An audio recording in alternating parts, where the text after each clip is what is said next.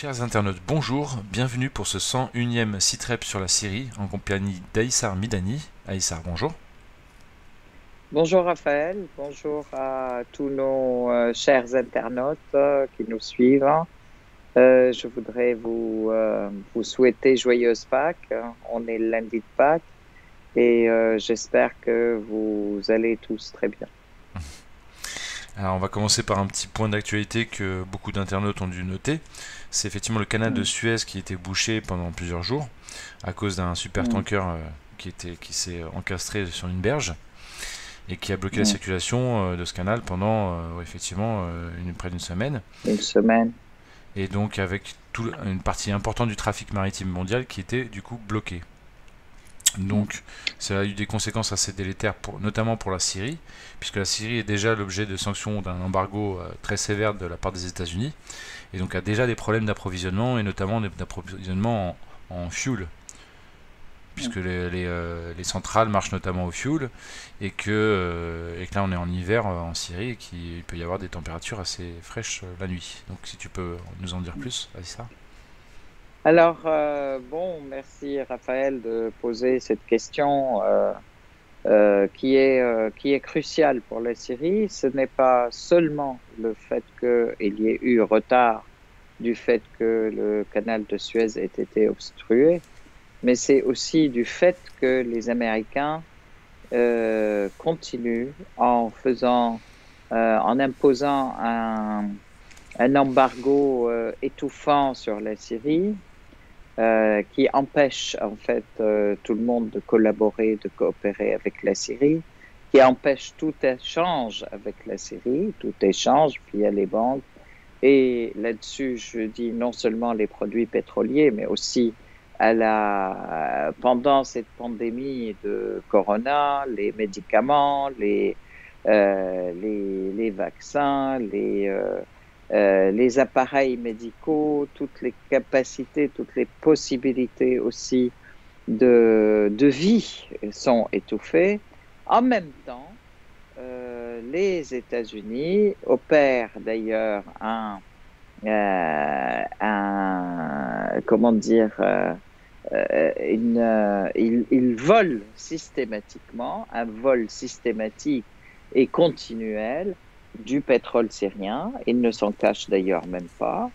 Mais en même temps, ils le vendent, ils le pillent, ils le vendent, et en même temps, ils pillent aussi le blé syrien.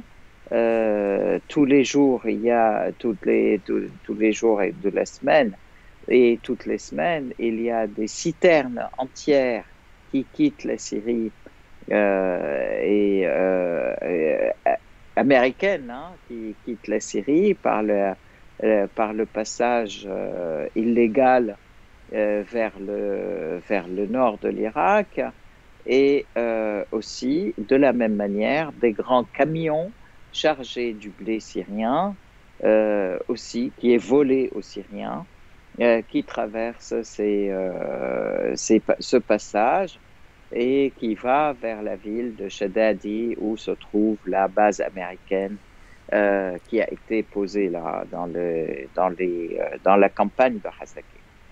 Je voudrais aussi ajouter à ce fait qu'il y a eu le coton syrien qui a été aussi volé, qui continue à être volé.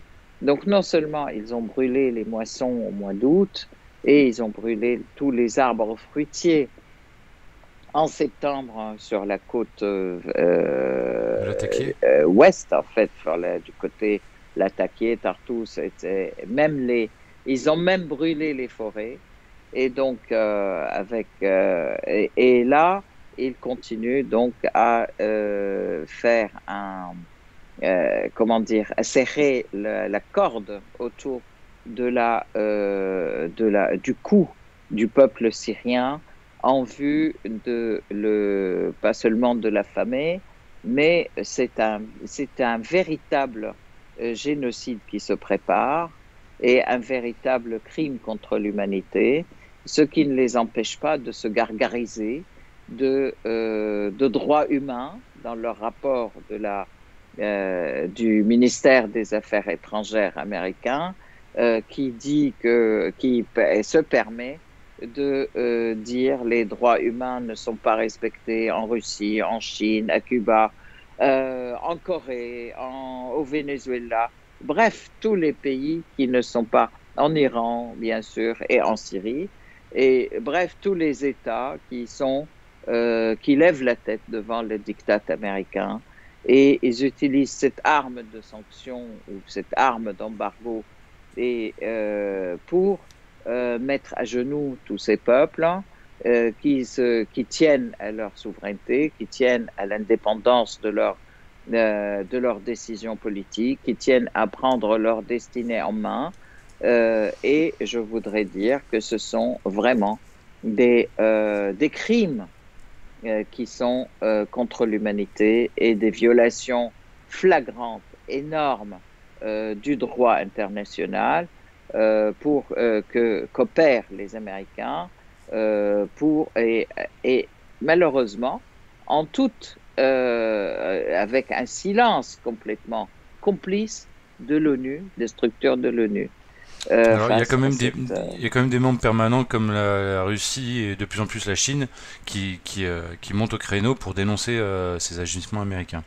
Ce que tu mentionnais par rapport au rapport sur les droits humains, c'est vrai tu as cité une liste de pays, on se rend bien compte que dès que les États-Unis considèrent un pays, quel qu'il soit, comme un pays ennemi, hop, dans les rapports sur les droits humains, comme par hasard, on trouve un maximum d'exactions faites dans ces pays-là. Évidemment, les États-Unis ne figurent jamais dans leur propre rapport, mais la Chine s'est fendue donc d'un rapport un peu similaire en miroir pour dire qu'attention, quand même, un des pays où on respecte le moins les droits humains, c'est les États-Unis. Donc c'est cette bonne guerre, parce que tu as dit qu'effectivement, ils ne respectaient pas les droits humains dans leur sale guerre contre la Syrie, mais ils ne respectent pas non plus les droits humains sur leur propre sol par rapport à leurs propres ressortissants. Absolument. Je voudrais d'ailleurs à cet effet aussi citer une lettre qui a été publiée en fait d'un ensemble d'experts de l'ONU, notamment en ce qui concerne ce qu'ils appellent en fait les agressions chimiques en fait qui sont mises sur le dos du peuple syrien, du droit, sur le dos de l'État syrien en fait. C'est des experts à la fois de l'OIAC mais aussi des experts de l'ONU qui ont travaillé et qui travaillent à l'ONU, donc qui ont fait un grand rapport aussi. Une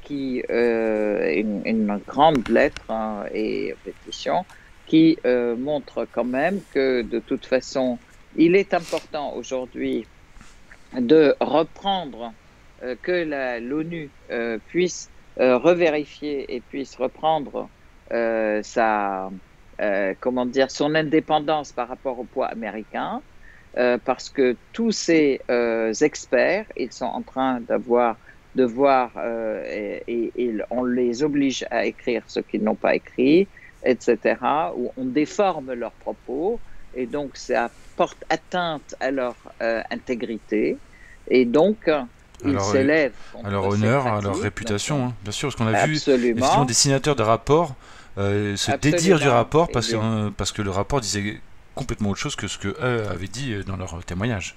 Absolument. Donc, on mettra aussi le lien après la vidéo.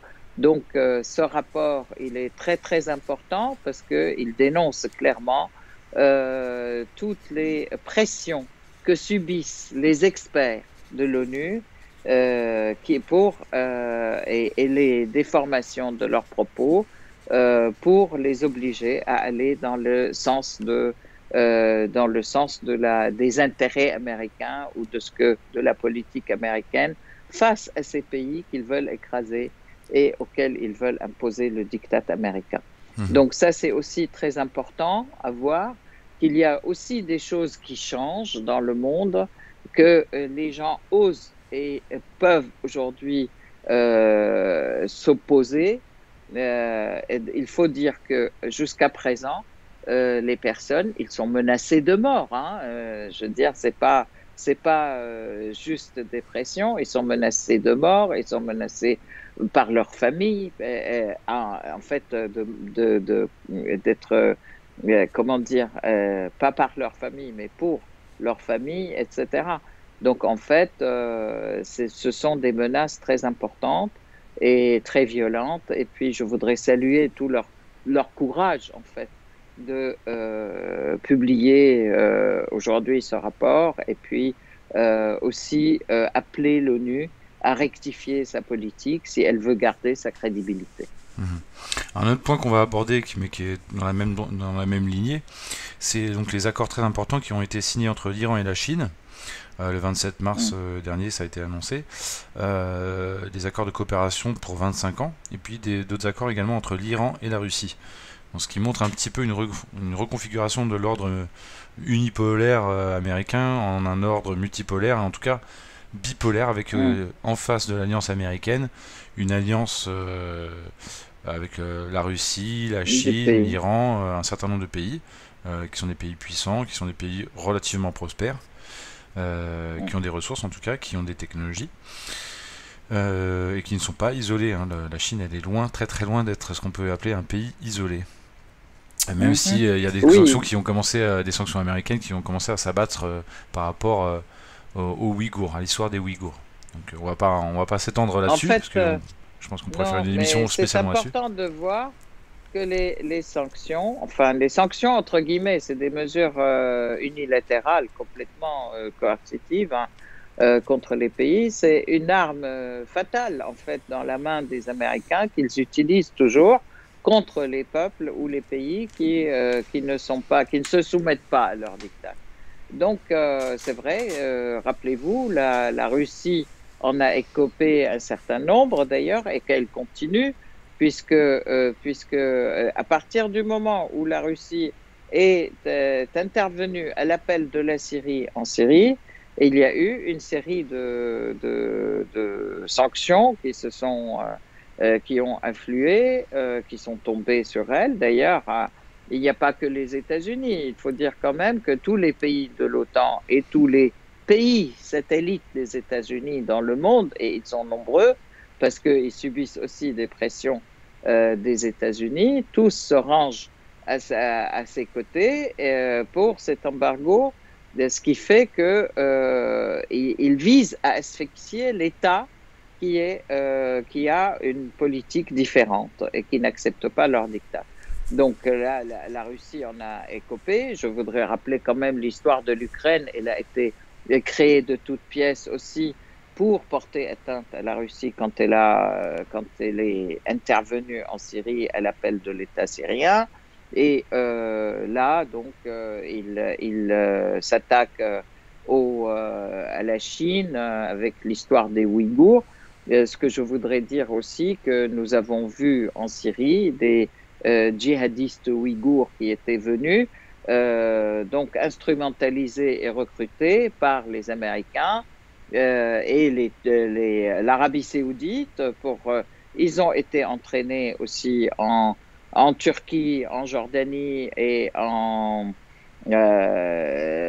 puis donc en Syrie, puisqu'ils ont agi en Syrie. Et ils ont été les pires terroristes en fait. Et donc aujourd'hui, les Américains d'ailleurs, les Américains comme les Turcs d'ailleurs, avec des avions, des hélicoptères, et ils viennent les chercher et ils les recyclent en Libye. Ils les recyclent aussi pour pouvoir les réutiliser à nouveau. Alors, je voudrais à cet effet aussi rappeler ce que James Jeffrey avait dit par rapport aux terroristes en Syrie, puisqu'il avait dit que l'organisation de Al-Jolani, puisque aujourd'hui ils sont en train de faire passer Al-Jolani comme étant un opposant, comment dire, une opposition modérée et respectable, des terroristes modérés et respectables et à respecter. Ils avaient dit donc ils sont en train de le repasser, de le recycler et puis de faire passer pour un interlocuteur qui pourrait être interlocuteur de l'État syrien, puisque c'est soi-disant une opposition modérée. Et donc, il y a eu à cet effet, je voudrais rappeler quand même, il y a eu les déclarations de James Jeffrey qui disaient que l'organisation de Al-Jolani, c'est un capital stratégique à Idlib, sur lequel il faut construire. Sachant que c'était anciennement un Jabhat al-Nusra, son organisation. C'est Jabhat al-Nusra qui a changé son nom, qui est devenu Hayat Tahrir al-Sham, rebaptisé Hayat Tahrir al-Sham, et récemment, donc un journaliste américain, Martin Smith, qui a fait une interview avec Al-Jolani sur la chaîne de télévision BBS, et qui le présente vraiment comme un opposant modéré, civilisé, etc. Et dans laquelle d'ailleurs, dans la même interview, il affirme que de toute façon, il ne touchera pas du tout aux pays occidentaux, il n'ira pas faire des opérations dans les pays occidentaux. Donc, les Occidentaux n'ont rien à craindre de ce côté-là. Il va s'astreindre à agir en Syrie et dans les pays où on lui demande d'agir. Donc, et en Libye, etc. Un autre point important, donc, c'est de voir tout ce recyclage, en fait, que font les Américains en prenant les terroristes d'un endroit, de l'Afghanistan à la Syrie, à la Libye, etc. Donc, ces gens, et Al-Tanf, il faut quand même savoir que la base américaine d'Al-Tanf en Syrie, elle est une base d'entraînement et de recrutement. Oui, vas-y. Oui, en fait, c'est une technique qui j'utilise depuis très longtemps, parce que j'ai découvert dans le livre de Daniel Ganzer qui s'appelle Les guerres illégales de l'OTAN, un ouvrage que je recommande d'ailleurs, qu'ils avaient fait ça aussi en Yougoslavie, pendant la guerre de Yougoslavie. Donc à l'époque, c'était pour alimenter le camp bosniaque, et contre les Serbes, ils ont fait venir des combattants islamistes, et notamment des anciens de la guerre d'Afghanistan. Mais alors là, on parle de la guerre d'Afghanistan, fin des années 70-80. Et donc début des années 90, ils en ont fait venir, au milieu des années 90 pour être peut-être plus précis, ils en ont fait venir de ces combattants-là, donc en Yougoslavie, pour combattre côté bosniaque contre les Serbes. Donc là, c'est clair que les exactions, elles ont commencé... il y avait des choses, des crimes de guerre innommables qui ont été faits par ces mercenaires. On le sait. Parce qu'ils viennent d'ailleurs, donc ils le font pas sur leur propre population. Ils sont capables de le faire sur leur propre population, mais c'est encore plus facile pour ces barbares, entre guillemets, ces mercenaires, parce qu'en fait ce sont des mercenaires, de le faire sur des populations qu'ils ne connaissent pas. Donc là, c'est ce qu'ils ont fait contre les Serbes. Et donc du coup, après, c'est un enchaînement, un engrenage, parce que les Serbes, il y a certains Serbes qui, voyant ça, qu'est-ce qu'ils vont faire? Ils vont vouloir faire pareil un peu en retour. Et la vengeance, la vendetta, c'est quelque chose qui est vu comme le monde. Et donc d'une guerre qui était déjà une guerre qui était, c'est jamais drôle une guerre, mais c'est devenu une très très sale guerre à cause de ces combattants sans foi ni loi. Ce que je voudrais dire, c'est que en fait, on maquille comme ça, de cette manière, les interventions américaines dans les pays par des guerres civiles ou des guerres à l'intérieur du pays. Ou des guerres religieuses. Ou des guerres religieuses, ou des guerres de sectes, etc. À l'intérieur du pays, ces mercenaires sont l'armée pratiquement des pays de l'OTAN qui interviennent de manière cachée, parce que ces pays ne déclarent pas la guerre aux pays menacés. Et donc, ils rentrent cachés par ces hordes sauvages de terroristes qu'ils ont entraînés, qu'ils ont manipulés, dont ils ont manipulé le cerveau et les gènes, je dirais. C'est ce qu'on appelle la guerre par proxy, en fait, la guerre par procuration, par proxy. Tout à fait. Mais le mécanisme, il est très grave.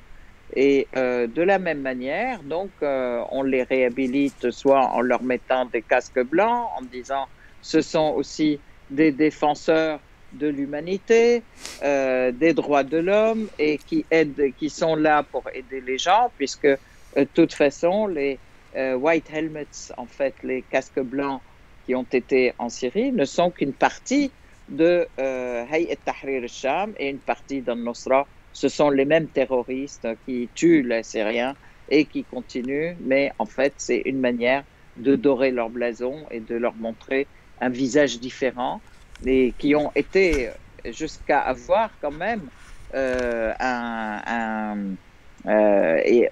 être, comment dire, avoir un prix d'Oscar, hein, dans les films qu'ils ont faits aux États-Unis, hein. Ils ont reçu des Donc, il y récompenses. a un des grands, voilà. Donc, ils sont applaudis et récompensés dans leur cri. Voilà. Alors, on va parler maintenant d'une réunion qui a eu lieu les 29 et 30 mars dernier à Bruxelles, une réunion sur le sort des réfugiés syriens. Alors, est-ce que ça a été une réunion Voilà. positive d'après toi? Mm. Et pourquoi? Alors, justement, comment dire, dans ce climat d'embargo contre la Syrie, dans le cadre de la pandémie, etc. Donc, on accentue quand même la pression contre l'État syrien. Je vois que Bruxelles, donc l'Union européenne, invite à une réunion sur les réfugiés syriens le 29 et le 30 mars, alors que, bien sûr, la Syrie n'y est pas invitée, mais ils sont invités, tous les pays qui ont fait la guerre contre la Syrie et qui ont alimenté les terroristes contre la Syrie, donc tous les pays de la coalition dirigée par les États-Unis et aussi les pays l'Arabie saoudite, Qatar, etc., qui étaient la tête de pont de l'agression, bien sûr la Turquie parce qu'elle fait partie de l'OTAN, et donc dans laquelle on dit que de toute façon c'est catastrophique, les droits humains ne sont pas respectés, ces réfugiés ils sont dans des situations atroces, il faut on met sur le dos de l'État syrien le fait qu'il y ait tous ces réfugiés. C'est à cause bien sûr des crimes de l'État syrien, qui lui, son grand crime, c'est de défendre son pays et défendre sa population. Et donc, voilà. Le comble, c'est que l'ONU, le bureau de l'ONU, a participé à cette réunion.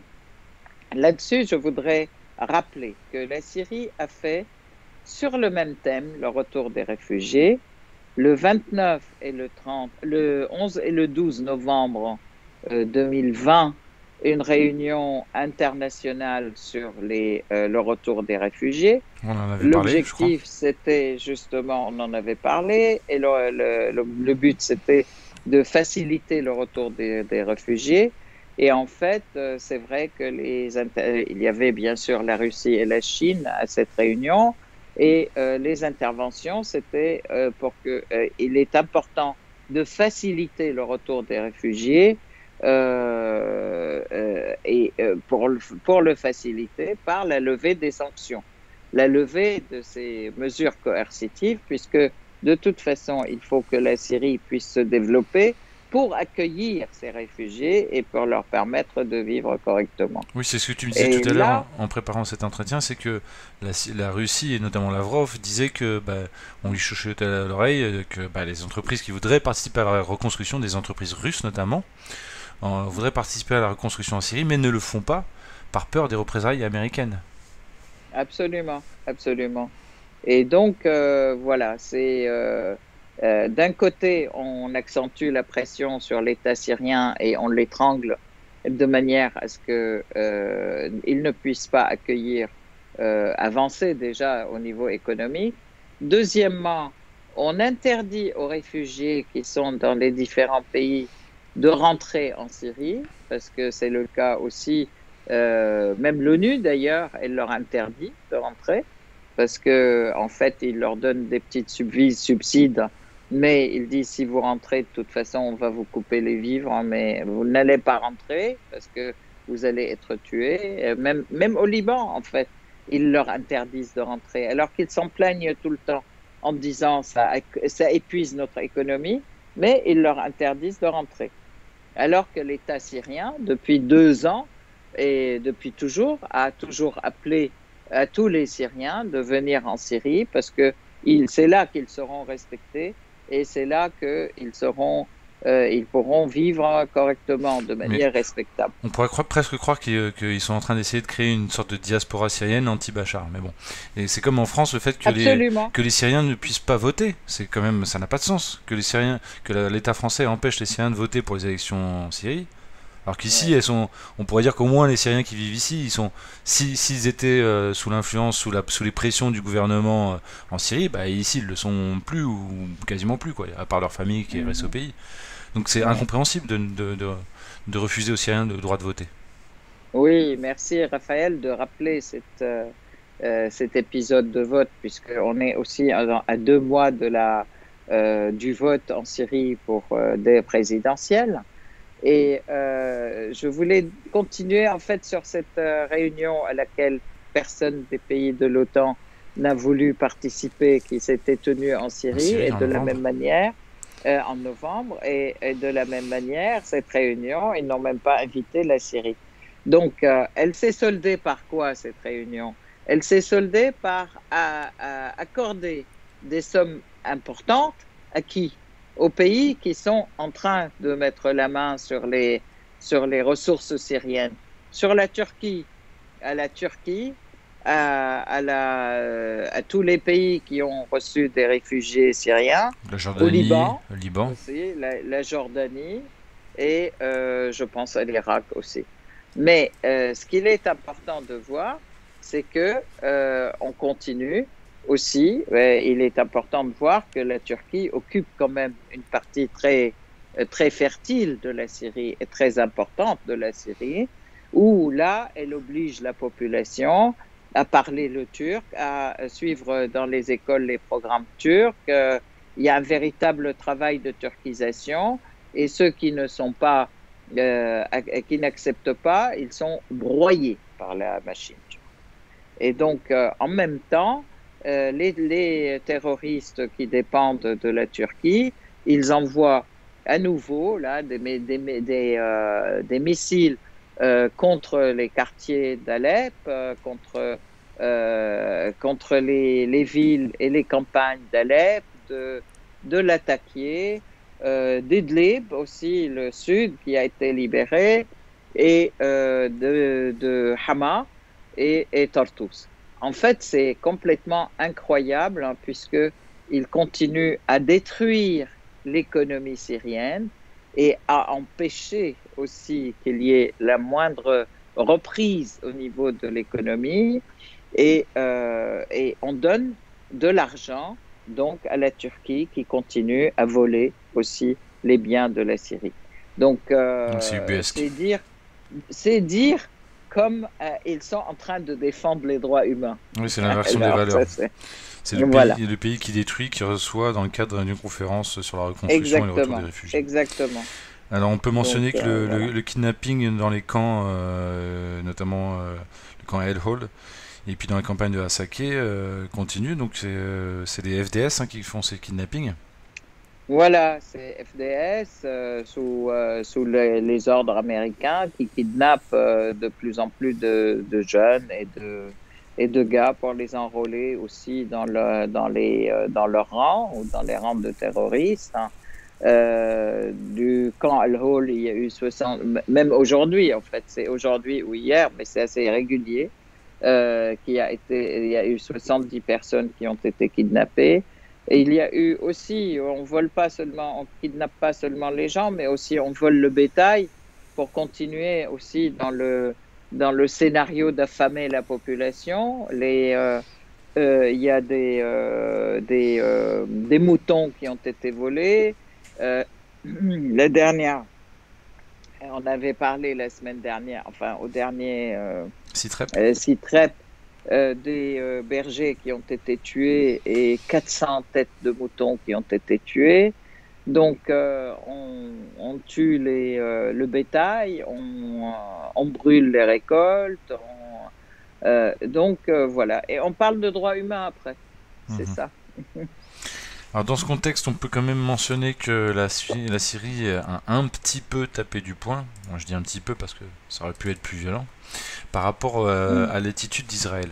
Puisqu'on sait qu'il y a eu des pourparlers entre Israël et la Russie, notamment sur la Syrie. mm, Or, mm, Israël continue d'intervenir en Syrie contre le droit international, puisqu'ils ont déjà mm, opéré plus de 200, presque 300 frappes depuis le début du conflit, des frappes mm, aériennes en Syrie. Alors il y a eu la mm, déclaration de Lavrentiev, je pourrais nous expliquer ce mm. qui est ce Lavrentiev, qui a déclaré: tôt ou tard, la tasse de patience, y compris pour le gouvernement syrien, peut déborder, et une frappe de représailles suivra, qui conduira par conséquent à une nouvelle vague de tensions. Ces attaques doivent être arrêtées, elles sont contre-productives. Nous espérons que la partie israélienne entendra nos préoccupations, y compris nos inquiétudes quant à une possible escalade de la violence en Syrie. Mhm. Donc, Alors, Lavrentiev, c'est le responsable de la base d'Ahmeyim, en fait, qui ont comment dire, une image satellite et des détails bien et qui marquent, en fait, et qui pistent, j'allais dire, tous les détails de ce qui se passe sur le sol syrien par satellite et dans le ciel syrien. Il est certain que la base d'Ahmeyim, elle a été aussi attaquée à plusieurs reprises par les terroristes et par les Israéliens, par des missiles comme ça qui arrivent par-dessus le ciel libanais ou du Golan occupé. Donc là, c'est très important en fait cette mise au point ou mise en garde, je dirais, de la part de nos amis russes. Ça veut dire que de toute façon, ça montre que jusqu'à présent, c'est eux qui freinaient la riposte syrienne par rapport aux agressions israéliennes, une riposte. Je peux dire, à chaque fois qu'il y a eu agression israélienne, il y a une interception, il y a une riposte au cas par cas, disons. Mais là, ça montre quand même qu'il y a une volonté de riposte beaucoup plus importante et que si elle se fait, elle se fera avec les Russes. Et donc, les Israéliens ont intérêt à en tenir compte et à faire attention et faire gaffe, puisque dans les prochaines fois, ça va être une grande ampleur de riposte, puisque le verre sera plein et que ça sera une riposte coordonnée syro-russe ou russo-syrienne. voire au-delà, puisqu'on voit bien que Absolument. Israël ne titille pas que la Syrie. Quand on dit titiller, le mot est faible, hein. Ils sont en train Oui, d'exciter, de jouer au feu au niveau de leurs actions avec militaires, mais l'Iran, avec l'Iran et voilà. avec le Hezbollah aussi. Donc c'est tout l'axe de la Oui, résistance qui pourrait à un absolument. moment, Absolument. c'est aussi le sens de Absolument. Et certaines puis, paroles de Nasrallah. de toute façon, selon les paroles non seulement de Nasrallah, mais des déclarations de l'ensemble de l'axe de la résistance, c'est que d'où vient, quel que soit en fait, quand Israël agressera ou fera quelque chose, la riposte viendra de n'importe quel endroit de l'axe de la résistance. Et là-dessus aussi, c'est pour ça d'ailleurs qu'ils se tiennent à carreau. Je voudrais saluer le cheikh Samahet Cheikh Nasrallah aussi pour ses propos et pour où il dit d'ailleurs très clairement que de toute façon, les agresseurs seront les payeurs d'un côté, de l'autre côté, il faut il faut qu'ils se tiennent ou qu'ils fassent attention parce que la situation est en train de complètement changer pas seulement dans la région, mais dans le monde, qu'ils tenaient sur leurs alliés, ils tenaient à leur allié Trump qui n'est plus là au pouvoir, que ce qui était visé, en fait, c'est pas seulement affaiblir la résistance au Liban, etc., mais c'est surtout aussi en Palestine pour faire passer ce qu'ils ont appelé le deal du siècle dans les faits en Palestine. Ils ont appuyé, les Américains ont appuyé ou ont poussé tous les pays comme les Émirats arabes unis, le Bahreïn, etc., à passer à être aux côtés d'Israël, y compris d'ailleurs l'Arabie saoudite. Il appelle ces pays aussi à refaire leurs calculs et à refaire leurs comptes, puisque Trump n'est plus là, et que ça tenait aussi au deuxième personnage, qui est Mohammed Ben Salman, qui est aussi mal vu par l'administration Biden, etc., et que il comptait sur Netanyahou, qui est en grande difficulté au sein même d'Israël et qui est aussi mal vu par l'administration Biden. Donc, il est important que les Israéliens puissent revoir leur politique. Je voudrais ajouter au Je fait nuancerais un aussi, petit propos quand tu dis que Netanyahou est mal vu par l'administration Biden. Ça oui, dépend par qui dans l'administration Biden, parce qu'il y a quand même beaucoup, c'est relatif. voilà, il y a quand même beaucoup de gens qui sont acquis à la cause sioniste au sein de l'administration Biden. Il y a eu de très bons articles qui sont sortis sur le sujet. Ah oui, oui, mais ça c'est clair, et ils le disent tout le temps. Ils le disent tout le temps. De toute façon, les Américains, ils sont là pour défendre Israël. De toute façon, ils le disent. Mais le personnage de Netanyahou. D'ailleurs, à ce titre-là, je voudrais aussi dire que il y a de grandes divisions, même au sein de l'entité d'occupation, entre Benny Gantz et le Netanyahou, entre le Mossad et la direction de l'armée, etc. Donc la situation, elle est un peu décomposée et c'est très bien. Et en même temps, pendant ce temps, je peux dire aussi, l'axe de la résistance se renforce, hein, il est beaucoup plus fort qu'il n'a jamais été. Que les Yéménites aussi, la résistance au Yémen, elle a des moyens de plus en plus grands malgré l'embargo étouffant aussi qu'appliquent les pays d'ailleurs de l'OTAN et les États-Unis sur le Yémen, ils étouffent complètement, et il y a fermeture de ces aéroports, de ces ports, etc. Les bateaux avec les produits pétroliers, ils sont dans la mer à quelques kilomètres et on les empêche d'arriver. Ils sont, alors qu'il y a un hiver qui est absolument horriblement rigoureux au Yémen, les bombardements israéliens, j'allais dire le lapsus, mais saoudiens, c'est de toute façon une grande coopération entre eux pour le bombardement du Yémen, effectivement. Donc, ils sont là de plus belle et ils détruisent aussi les infrastructures, ils détruisent même les installations civiles, en fait. Hein. Et donc, malgré tout, le peuple, la résistance yéménite gagne et elle est sur le point de libérer la totalité de Ma'rib, la province de Ma'rib, qui domine la mer Rouge d'un côté et la mer d'Oman de l'autre côté. Donc, ce sont des points très, très importants qui montrent le changement du rapport de force dans la région pour la résistance, pour l'axe de la résistance, et de la même manière, malgré le renouvellement de Daesh fait par les Américains sur les frontières syro-irakiennes, aussi l'Irak, la résistance irakienne reprend aussi les actions contre Daesh, la Syrie aussi. Donc, en fait,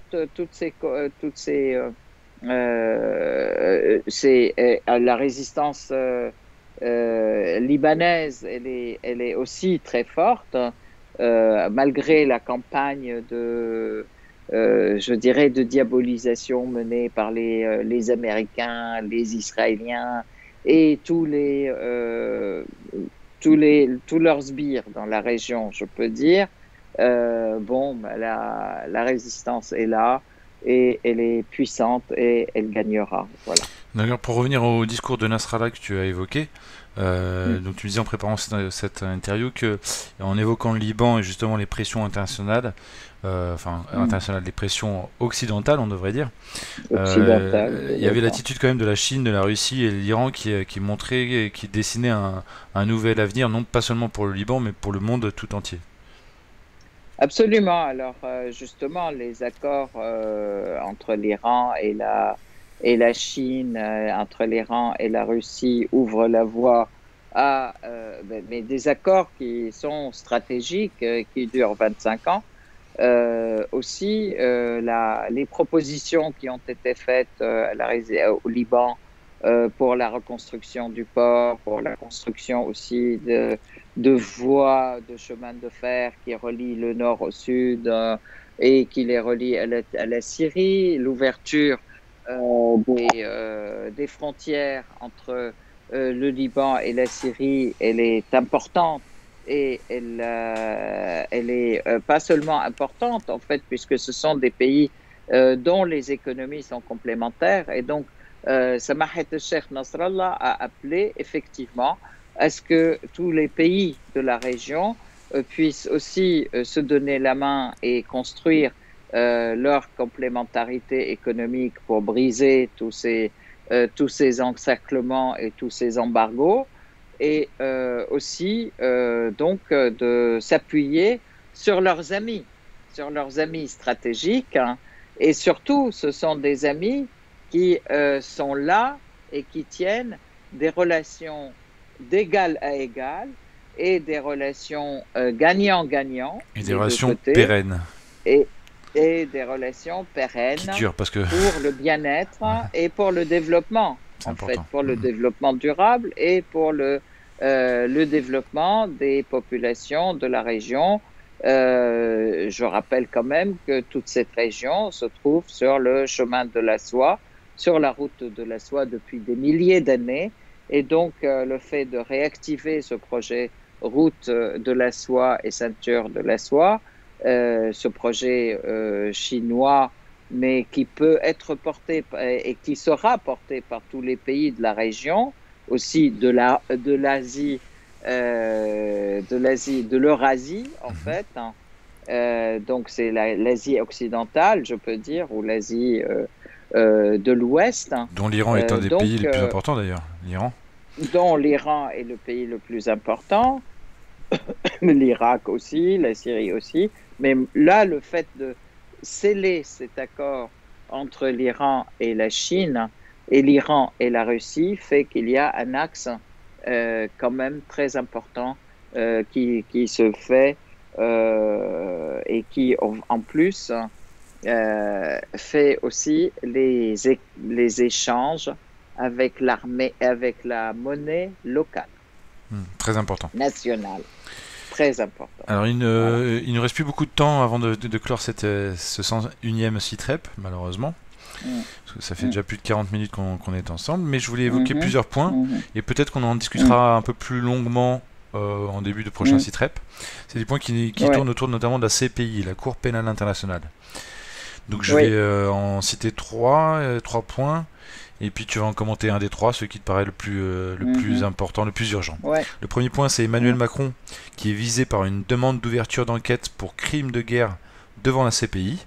Alors là, ça mhm, concerne des femmes et des enfants de djihadistes qui sont dans les geôles en Syrie, mais pas dans les geôles syriennes, qui sont dans les geôles, mm. je pense, des De FDS, Pressade. voilà, des FDS, Mm, mm. et qui sont dans Oui, une il y en sorte a de... aussi dans les geôles syriennes. Oui, Mm, mais ceux-là, ils oui. sont pas dans un no man's land juridique. Ceux qui sont dans Mhm, les geôles du FDS, ils sont dans un no man's land juridique. La France refuse mhm. de les faire extrader vers la France pour pouvoir les juger, De les de les rapatrier, reprendre, pardon, oui. rapatrier. Et elle Mm, refuse qu'ils soient jugés par les autorités irakiennes ou syriennes. Enfin, elle a accepté à un moment qu'ils soient jugés en Irak, mais ça va mm, pas vite. L'Irak est pas forcément pour, et parce qu'ils ont déjà fort à faire avec leurs propres prisonniers. mhm, Donc ils voient pas pourquoi ils récupéraient des prisonniers qui sont dans d'autres pays. Donc ça mm, c'est un point qui est assez important parce qu'effectivement les enfants de djihadistes ils sont coupables de mm, rien. mm. Alors pourquoi on les laisse Alors, oui, pour je- moi, je voudrais commenter ce point de différentes manières. D'abord, ça montre effectivement l'implication de la France dans ces Français qui sont partis et qui sont venus en Syrie par la voiture et qui sont venus mener le djihad entre guillemets, et puis en fait qui sont venus déstabiliser la Syrie et créer des grands problèmes.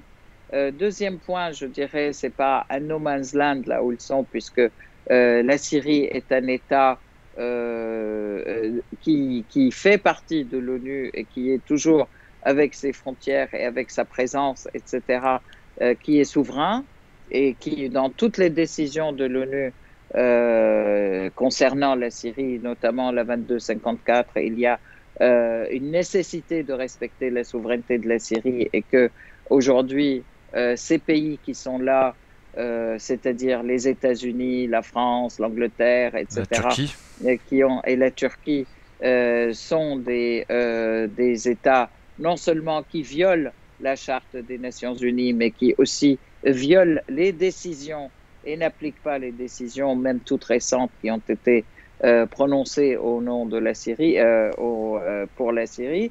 Et que, troisièmement, dernier point, c'est qu'ils ne veulent pas reconnaître leurs crimes, alors que nous avons au niveau de l'État syrien et en Syrie, des preuves concrètes et des dossiers énormes sur la collaboration de l'État français, aussi avec les terroristes en Syrie pour la destruction de la Syrie. Je voudrais quand même rappeler que c'est exactement la manière dont ils ont procédé pour l'Algérie dans les années 90. La dizaine noire là, en Algérie. Donc ça, c'est aussi un point et qu'il est important. Et je suis ravi aussi que la Cour pénale internationale puisse opérer puisse traiter avec indépendance, puisque elle a déjà aussi traité le cas des exactions commises par Israël contre la population palestinienne, contre le peuple palestinien. Donc ça, c'est une plainte qui est en cours. Voilà, qui est une plainte qui est en cours. Qui a été instruite récemment. Aussi, exactement, elle traite ce dossier, et que les premières déclarations vont effectivement dans le sens de la condamnation d'Israël pour ses crimes en Palestine. Et ça, je pourrais dire, il faudra qu'on puisse effectivement renforcer ces décisions et cette indépendance de la Cour pénale internationale. D'ailleurs, rappelons quand même que Trump, il avait condamné aussi la Cour pénale internationale, et il avait parce que elle a pris des positions contre, je sais plus contre lui, je crois, parce que il parlait de l'implication des États-Unis dans les crimes aussi en Syrie. Oui, d'ailleurs, c'était à cette époque-là qu'il y avait quelque chose qui avait fuité. Et comme quoi, en fait, il y a un plan dans l'armée américaine qui existe pour aller libérer des gradés américains qui seraient détenus en Hollande dans le cadre d'un jugement par la CPI. Donc ils sont prêts jusqu'à intervenir militairement en Hollande pour aller... Oui. et donc, ce qui est intéressant, c'est que j'ai cru comprendre que le gouvernement Biden a retiré ces sanctions qui étaient appliquées sur les CPI par Trump. D'accord. Alors un autre point effectivement qu'on peut évoquer par rapport à la CPI, je vais le mentionner comme ça en passant, c'est l'acquittement définitif de Laurent Gbagbo, l'ancien président ivoirien, par la CPI, puisqu'il avait été acquitté déjà il y a 1 an, mais qu'il était dans une sorte de liberté conditionnelle, ce qui était du jamais vu dans le cadre de la justice, parce que normalement quand on est acquitté, on est libre sans condition. Mais bon, là, il y avait encore des pressions de pays comme la France qui voulaient effectivement, qui ne voulaient pas que Laurent Gbagbo soit jugé, qu'il soit acquitté et qu'il soit libre. Mais finalement, la CPI l'a acquitté définitivement. Et ce qui a fait dire aux médias mainstream effectivement que la CPI n'a pas fait son job. Alors que je pense que toi comme moi, nous annonçons ça de manière contraire. On peut la saluer. Exactement. Pour son travail, malgré les pressions françaises et malgré les pressions américaines. Voilà. Alors, pour clore cette interview, on arrive à la 50e minute. On va mentionner 2 conférences que tu m'as signalées. La première qui a été organisée par l'Institut Schiller, qui est un institut proche du mouvement Solidarité et Progrès. C'est donc la conférence qui s'intitule Le monde à la croisée des chemins, avec les interventions de Ziad Ayoub Arbache, de Michel Rimbaud et du colonel Richard Black. Une conférence qui s'est tenue les 20 et 21 mars dernier. Oui, en fait, cette conférence a été très importante puisqu'elle tirait aussi les leçons de la Syrie et en fait, pour une fois, une conférence internationale, comme d'ailleurs la conférence internationale qui s'est tenue quelques jours avant le centre de Cambridge, en fait, à Cambridge, le centre européen des études sur l'extrémisme. Le 15 mars dernier. Des vérités, voilà, le 15 mars dernier, des vérités importantes qui ont été dites en fait dans ces conférences concernant justement l'implication du monde occidental, de l'OTAN, de tous les pays de l'OTAN et de leurs agents dans la région dans cette guerre terroriste contre la Syrie. Concernant tous les médias mensonges aussi qui ont été déployés, notamment en ce qui concerne le chimique.